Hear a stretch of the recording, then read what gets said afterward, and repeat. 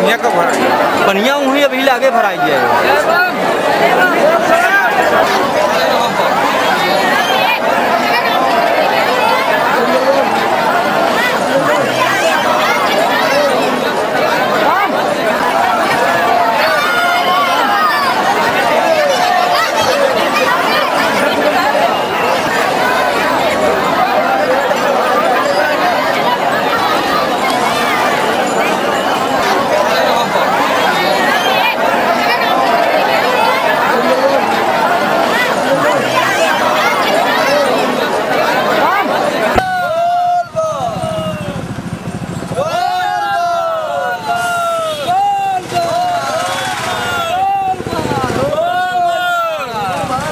पर कांवड़ को लेकर और कब से शुरू हो रहा है और क्या क्या तैयारियां और क्या इंतजाम किए जा रहे हैं इस बार, खासतौर पर कोरोना का संक्रमण काल भी है?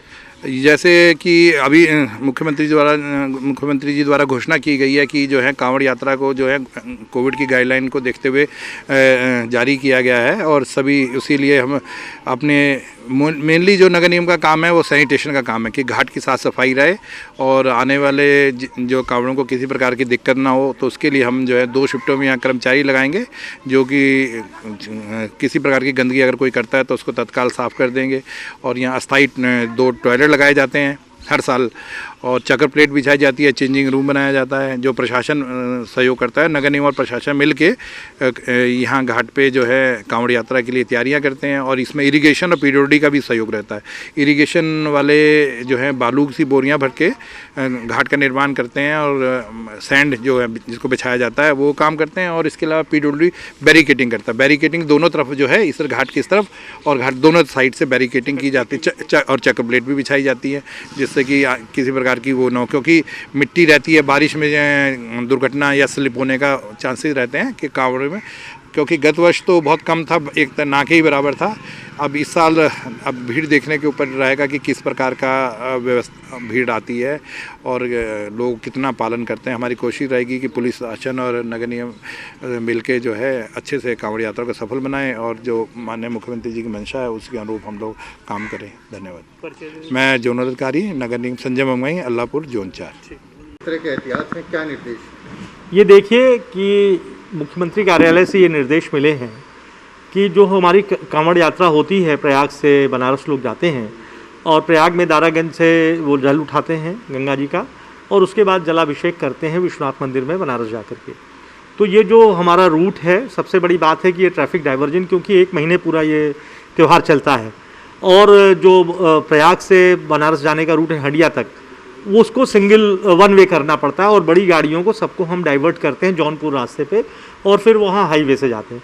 तो इसमें कोऑर्डिनेशन करना पड़ता है प्रयागराज मंडल से और बनारस मंडल से, तो और पीछे हमें मंडल करना पड़ता है कानपुर से। तो जो अंतर जनपदीय समन्वय है उसको करना पड़ता है। इसके साथ साथ इस यात्रा में बहुत सारे विभागों का काम रहता है।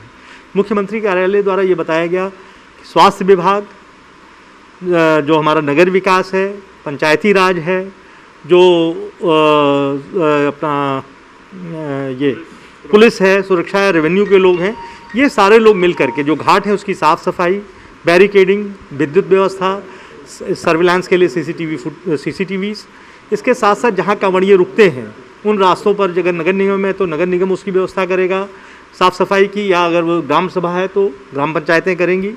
तो सारे विभाग मिल करके कांवड़ियों के रास्ते में उनके रुकने की जगहों पर साफ़ सफाई, रुकने के स्थानों पर विद्युत व्यवस्था, उनके स्वास्थ्य के लिए कोई घटना न हो जाए इसलिए मेडिकल की एम्बुलेंसेज 10-10 किलोमीटर पर लगाई जाएँ।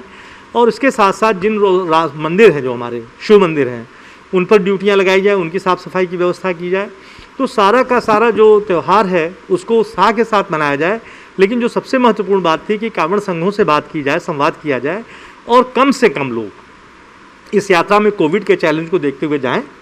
जो उनके साथ पब्लिक एड्रेस सिस्टम चलता है उसकी ध्वनि जो डेसिबल है वो निर्धारित जो सुप्रीम कोर्ट का मानक है 80 dB का, उसको रखा जाए डीजे के साथ या माइक जो चलते हैं, और उस पर कोई अश्लील गाने न बजें, उस पर धार्मिक जो सांस्कृतिक गाने हैं वो बजें, जिससे लोगों का धार्मिक जो उत्साह है वो रहे। लेकिन अभी ये प्राथमिक रूप से निर्देश मिला था शासन द्वारा, जैसे अभी तैयारी किए गए निर्देश मिले हैं और जैसी स्थिति होगी शासन का जैसा निर्देश मिलेगा भविष्य में उसके अनुसार आगे की कार्रवाई और गति से की जाएगी। सर ये भी कहा गया आदेश में कि जो कांवड़िए अपने साथ किसी तरह का डंडा, स्टिक या हाथी वगैरह ले, इस पर स्पष्ट नहीं, लेकिन ये सही बात है कि जो धार्मिक जुलूस हैं उसमें इस तरह के कोई प्रदर्शन जिससे कि किसी को चोट लग सके, इन शस्त्रों का, अस्त्रों का कोई प्रयोग नहीं होना चाहिए। ये एक सामान्य बात 144 लगी है, तो इन बातों को लेके चलने की कोई बात नहीं है, उनको लेके नहीं चलना चाहिए।